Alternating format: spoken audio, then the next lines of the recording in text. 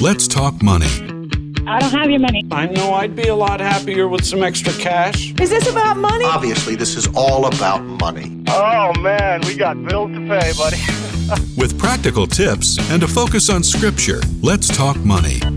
With Dave and Reb. From More Than Enough. Real conversations about money for real people. Let's talk money.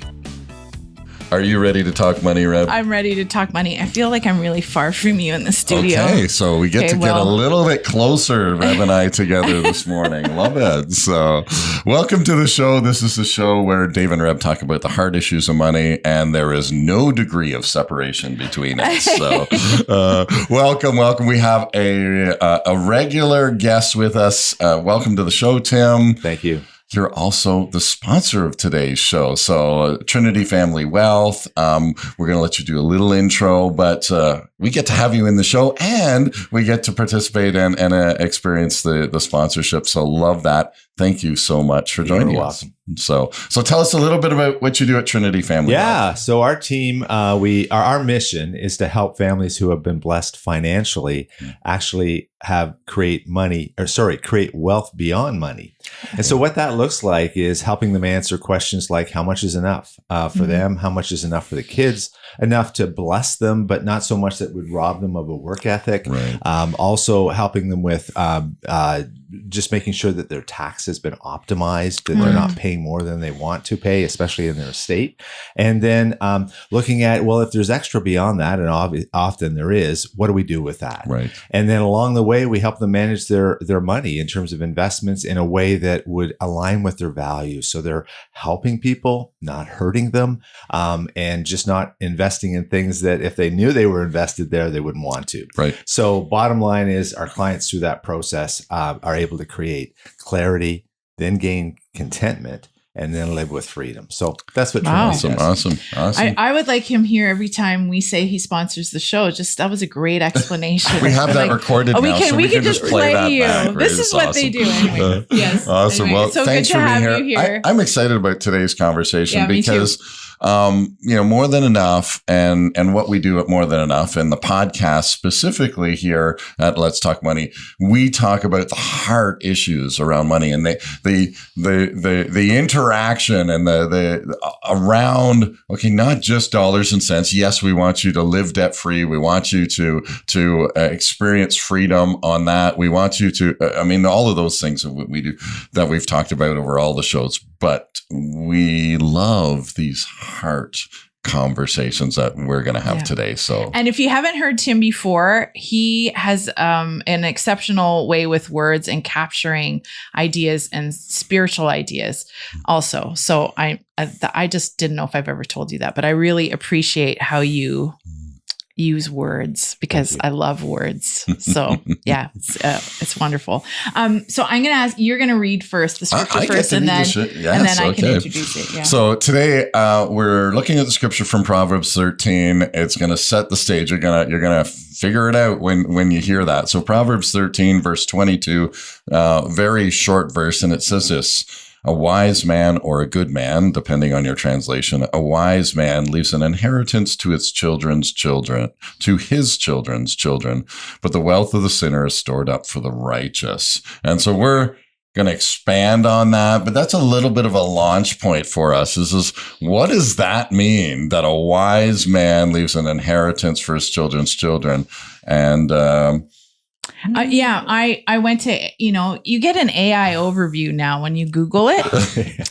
So I know anyone out there opposed to AI, I'm really sorry. But it actually, AI summarizes this, that while a good man might leave physical assets, the proverb emphasizes a more profound inheritance of character, values, and wisdom, which I thought was interesting that AI summarized it that way, because we're going to dig into some of those things, especially the idea of values. And when we were talking about this, I came to Tim months ago because I was starting to think about shared values that we have with our kids, values that we don't share with our kids. And I said to Tim, what happens when you want to plan an inheritance or leave a legacy or whatever, and you're rubbing up against different values in your family? So that's actually, I started thinking about it. That's why we're having this conversation today. But I was thinking about this. Sometimes we think about inheritance in financial terms alone. Yes. Yeah. And sometimes I would say just about every parent or parents think that way. Okay. It's rare to think beyond money in terms of an inheritance. Right. For the kids or for the parents. And you're all, and the listeners are probably saying, yeah, an inheritance is money or land. Only half of them, because we know that in Canada, only half of the people have a will. So the other half actually aren't thinking about the future at all, right? So let's throw that one out there. But we want to expand our understanding today of inheritance. And I actually wrote down what you had said, that inheritance goes beyond just one currency. Yes. So what are the other currencies? Yeah. So what we want to teach families, when I said earlier, our mission is to help people create wealth beyond money. Certainly money is important. Money is a tool. Money allows us to do some good things and enjoy life and pay for a house, as I think you mentioned, Dave. But we also want to expand those other currencies, things like what's their skill set in terms of being able to manage money, be able to do well in life, be able to parent well, be good people, contributors to our community. Another one would be just our intellect in terms of, our skill sets. Another one would be mental and emotional health. We want to pass that on to our kids to whatever degree we can. And then there's a spiritual currency as well. So we would look at least 5 currencies and want to work with our families to help them generate and enhance currencies in every area. And then when it comes to an estate, we want them to be thinking about that, not just passing the money. Yeah, we want to do that. But we also want, actually, here's the thought process around this. If all we do is pass money without the skill set to manage it really well, or without a spiritual framework in order to make really good decisions, wise choices, those types of things, how long is that money going to last? Right. And is it actually going to be a blessing? It could turn into a curse simply because we've given an asset, we've given something to untrained hands. It's like handing a loaded shotgun to someone who doesn't know how to use a shotgun. Right. That would be dangerous. And so what we want to do is help those families. They've gathered values and principles and experiences that have framed their worldview and how they operate, and to pass that on to the kids so that the kids aren't starting from scratch. They've got those skill sets, those inheritances in other currencies, and hopefully that wealth, money plus those other things, is able to pass to the next generation. By doing that, every generation is a leg up on the prior generation. And I think as parents, that's really what we want, right? We want our kids to be in a better place than we were. Typically, we only think money. And if we only think money, I think we've missed a lot of opportunity. Right. Well, and earlier this year, we had our our niece, Amanda. She's a psychotherapist, and we've had her doing some of the underground heart stuff around who we are and how shame and values and all of that affects our money. And we've had value conversations. She actually shared a whole podcast about how values affected her purchase of a home with her husband, and how they had to come together about their values and how they rammed up against each other. And I guess that is a question I think we're going to dig into this morning, is that value issue, because we're going to have our values, David and I, around what's important to us, how we live our life. And in different seasons, they might shift a bit, depending on our age or, what's important to us in different seasons. We were talking about that with Amanda. But when we think of inheritance and we think of these currencies of inheritance, then we think, well, we have adult kids now, and shock of all shocks, they don't think like we do. They're not cookie cutters of us. Oh, shucks. Yes, we actually raised them to think for themselves. That was one of our values. That came into play, right? So coming back. Yes. And now they're thinking for themselves. So I don't know, you guys, like, what do we do? Tim, you have some thoughts about, like, when we have this, not clash, but it rubs against maybe what we value, what they value. Maybe our kids aren't following Christ anymore. And we're like concerned about that. It's actually a burden to us. Sure. And then we're thinking of our inheritance, even in the different currencies you've just mentioned, how do we walk this out with our kids when it matters so much to us? Yeah. So several principles to talk about here. I think where I want to start is just giving people hope that it's never too late. So we're all on a journey, and just because there's a gap between our values and our kids' values at this point, and we can see where there could be gaps, that doesn't mean that there won't be some merging of gaps, some changes for each of us over time. So often parents think this is where we're at and it's never going to change. I don't want people to think that. We have a sovereign God, and if we give our kids to him because he is way more concerned about them than we are, and he can do way more about it than we can, then there's always hope for that. But I think it starts with just recognizing why there is a gap, because we, I think, tend to think there shouldn't be. And in reality, there's going to be. And some of the reasons for that is we're all unique. So if we're all unique, we are going to have our own worldview. We are going to have our own values. And as we've talked about, that can change over time. But here's something that we bring into our family is we have an image of how we want our kids to turn out. Of course. That's our image. Of course. When our kids don't match that image, that's not their fault. So let's be aware of that. And recognize that we have that, whether we realize it or not. And hopefully we can walk away from that. Recognize that our kids are going to vary from that image. And then the more kids we have, the more possibilities or probabilities of different views, different values, those types of things. So that's just recognize this is part of life. The other thing that I want our audience to be aware of is as we age, it's part of becoming an adult. Like through our teens, through our early 20s, we've grown up in a home with certain values. Our kids know our values. By the time they're teenagers, we don't have to be preaching at them or telling them what our values are. They've seen that. They've seen our faith. So they've now got to figure out, is this something that's relevant for me and something that I want to share?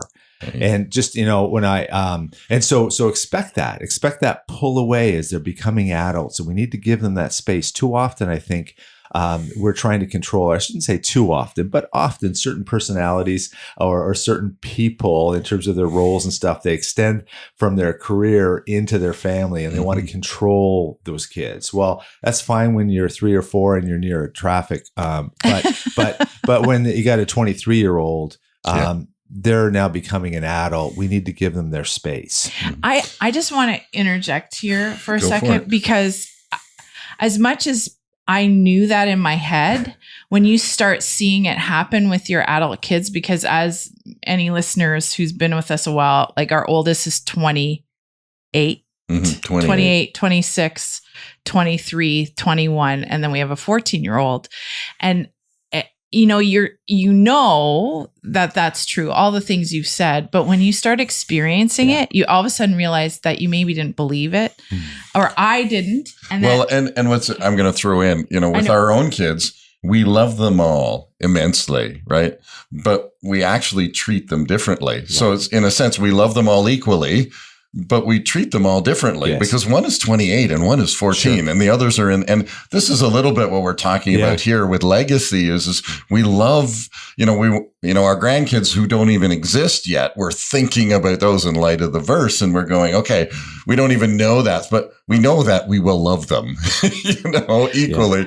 Yeah. But we're going to treat them differently. And how do we create that when we're talking about much more than just that legacy of money, but the legacy of character? Well, and what you're saying is very encouraging, that this is a part, and I hope that listeners hear the heart of this, that it is a normal part of their growth, that they pull away, that they challenge the ideas they've been raised with, even. But then how do we as parents interact in that process? And maybe we all need to go for counseling for that. But we go see Tim. Well, we go see Tim. And his team. Yeah, I don't know. And that's the purpose of this conversation, is to get people thinking about this today. And because it is an encouragement that this is normal. This is, it should be happening. We don't want our kids to be formed in our image, because I think in my own life, sometimes without knowing it, that's what I've wanted. Right. And I hear the verse that we were created in God's image, and that is convicting. Like I know this isn't what we were going to talk about today, but as you said it, I'm like, oh yeah, as a parent, I want it to look like me, and not really, not in my head. But let me ask this, Tim, and maybe ask this of you, just in your experience. There is a certain, I'm going to say, responsibility when whether it's with money or whether it's with values and character that we as parents have. That, and again, do you see that with the clients that you're with, that you want to pass that along, the good things, but also there's a bit of that responsibility to pass that on. Yeah, totally. So as a steward, it is our responsibility to train the next generation. So that verse that you guys talked about, awesome verse. God wants us to pass assets and currencies to the next generation. But also he wants us to pass before that the skill set to manage it. It's not just the asset. Yeah. So, but back to what you were saying, Reb, I think this is really important. I remember when I was in my young 20s, had graduated from university, was in Toronto, was going to set the world on fire in business, and was really after it. And I was with a group of people that financially, they were very successful. And I was looking at them, and I was looking at my grandfather, who was a role model for me and very influential in my life, the most important person in my life. And I was looking at his faith and his values, and he was a business person and did well. But his faith and his values were very different than these other people. They had a lot of money at a young age. And so I was struggling with that. Do I follow my grandfather's values, or do I follow these other values? And I was around them long enough to start to see things happening with their marriages, things happening with their character. And all of a sudden that money diminished because, my grandfather, who he was and the integrity that he had, really stood out for me. And so as parents, one thing that we need to think about is how much integrity is there in our values, because we can't hide that from the people in our home.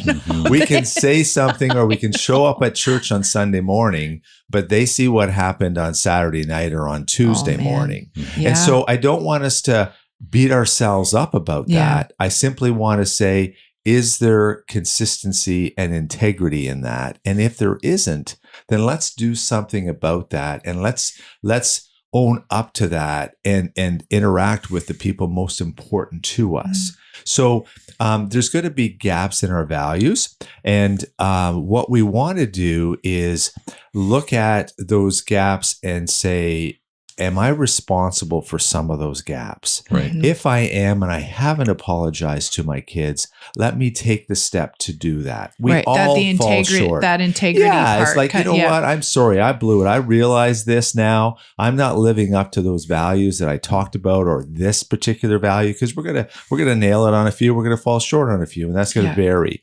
But that would be one area is to own that. Then where we want to go, I got a number of solutions for us to work on this. One would be simply ask the question, what would an ideal outcome be? So we're at a certain situation with each child in terms of our level of relationship or level of connection. We want to look at it from a perspective of each child, but then for all of our kids, as a family down the road, when I look down the road and I say, here's the ideal situation that I would really, or we with my spouse would love to have. Okay, here's where we want to be. This is where we are. What are some steps that we can take to move forward? And so moving forward looks like building the relationship and making a connection. That is the most important thing. When we think about it, okay, if our kids don't share our faith or they don't share our value, that really bothers us. One question to ask about that is, why does it bother me? Is it a pure motive, or is it because I know what other people are saying about our family or about me? And, or is it hurting my pride, or is it hurting my control? They're out their own, and I can't control them anymore. Okay, I'll check every box on that one. But also we also have some miles on us, and we've tried some of those things that maybe they're trying. We go, that value or that whatever doesn't work well. I know that. I'd like to save you some pain and save you some time. So there's a mix of reasons why that is, but it's important to search that. But what we want to do is we want to connect with our kids. Where I was going with this is we want to share the same faith, and we want them to share some of our values, the core values, the most important values. But if they don't, we can still have a great relationship with them, and we can still connect well with them. And I would argue, if we don't do those first two things, they're not going to move in terms of value and faith. We cannot influence someone else without a relationship. And so paramount is understanding what's important to that child, what's their the things that they're passionate about. Really get to know them. Do we know them? They know us much better than we know them. And so just really focusing on, my bottom line is, I will unconditionally love you, and I will unconditionally support you, period. Then we move forward in that connection, moving into their world, spending time with them, doing the things that are important to them. I come back to Jesus' example. Jesus spent most of his time with people who did not share his value, did not share his belief. And what did he do? He went where they were. He enjoyed them for who they were, for all the good things, right? That's his model. And when we do that, what it teaches our kids is when we enter their world, we're saying, I accept you. You have value in my eyes. I appreciate you. And one of the things I like to try to remember and remind myself is, and this is really hard, is love is spelt T-I-M-E. Right. Time. And we're so busy and we're doing stuff, and it's like, yeah, I'm working late and I'm missing your game, but that's so that, we'll build up and we can go on a holiday. And the kid goes, I don't really care as much about holiday. I want to see you in the stands, right? Yeah. And if I do that when they're 8 or 12 or 16, I probably will have a conversation with them on the way to the game when they're 16 versus them on their phone, because we've built that relationship and they know it's important to, that they're important to us. So those would be some things I would say in terms of just we want to connect. We want to connect in their world. One example, a friend of mine, his daughter was really into snowboarding. He hates the cold. What's he do? He learns how to snowboard because he wanted to connect with that daughter. What do you think that what happened? She knew where her dad didn't like the cold. I've seen Dave do that, although he started riding a motorcycle because his daughter, 23-year-old Hope, wanted to ride. It's such a hardship. Oh, it's just he hasn't minded that. Sometimes we win. Our kids are athletes. It's easy. It is. But I mean, we have like 5 minutes left, and we where do we go, and what do we leave people with today? That's a question for you. I just want to throw this in as well.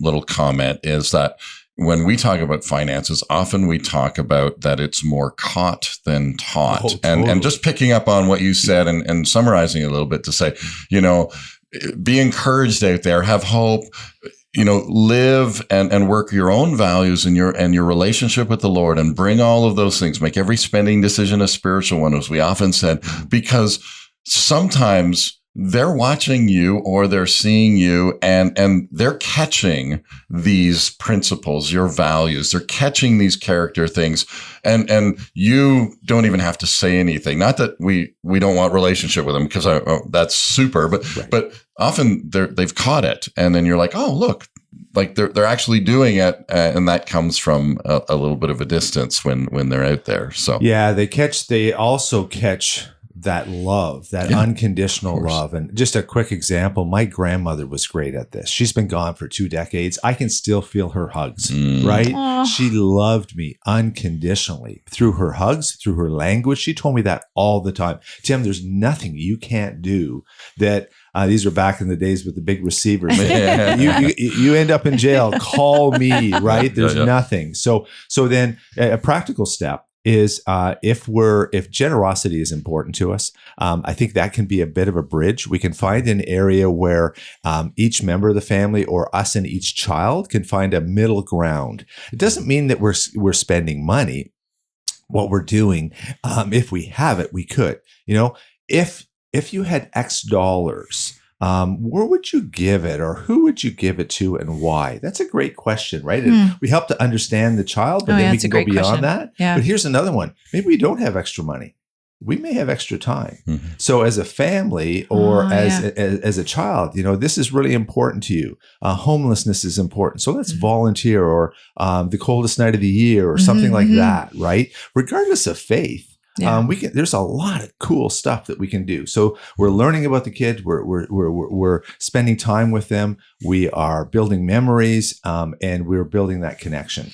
When we were talking about this, like that idea of having a giving project, a generosity project with your kids, no matter where you're at financially, like you said, you can volunteer your time. I know we didn't do it with our adult kids, but our kids were the first to invest in the tiny home we were building, and they paid for the in-floor in the heating I've lost my words. What was it? They paid for the in-floor heating. Yeah, you said it right. Right. Okay. then they did the work with Dave. I didn't do the work, but they did it with Dave. So that was really fun. And that's a great little example. Totally. So it doesn't matter how much money you have or don't have. Don't let that be a hindrance. And what a great question to ask. Yeah. If money or time wasn't an option, where would you what would you want to do to give back to the community? Yeah. Like that is such a great question. So, and that gets me excited because I love to give and see people giving. So totally. That would be my challenge to the listeners today.